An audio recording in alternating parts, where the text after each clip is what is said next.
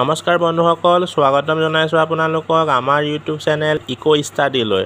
আজি আমি আলোচনা কৰিম ক্লাছ 6ৰ প্ৰথমটো চেপ্টাৰ অৰ্থাৎ সমাজ বিজ্ঞানৰ প্ৰথমটো চেপ্টাৰ সৌৰজগতত আমাৰ পৃথিৱী। এই চেপ্টাৰটো দ্বিতীয়টো ভিডিঅ'। প্ৰথমটো ভিডিঅ'ত আমি 1ৰ পৰা 15লৈকে ভিতৰুৱা প্ৰশ্নখিনি আলোচনা কৰিছিলোঁ।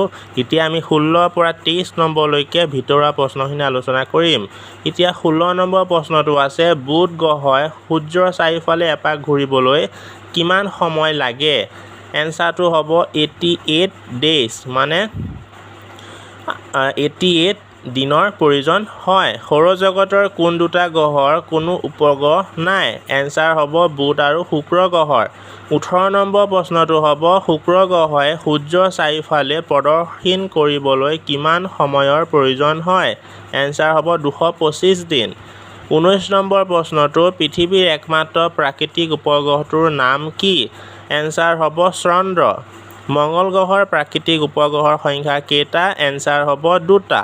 বৃহস্পতি গ্ৰহৰ উপগ্ৰহৰ সংখ্যা কেইটা? এনচাৰ হ'ব 16টা। 22 নম্বৰ প্ৰশ্নটো, শনি গ্ৰহৰ উপগ্ৰহৰ সংখ্যা কেইটা? উত্তৰ হ'ব 30টা। এতিয়া 23 নম্বৰ প্ৰশ্ন, ইউৰেনাছ গ্ৰহৰ কেইটা প্ৰাকৃতিক উপগ্ৰহ আছে?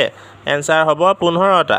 বন্ধুসকল, আজি আমি আপোনালোকলৈ এটা টাস্ক দিম, এটা প্ৰশ্ন সুধিছোঁ বা আপোনালোকলৈ এটা আমি প্ৰশ্ন আগবঢ়াম। সেই প্ৰশ্নটো হৈছে, সৌৰজগতৰ কোনটো গ্ৰহৰ আটাইতকৈ বেছি উপগ্ৰহ আছে?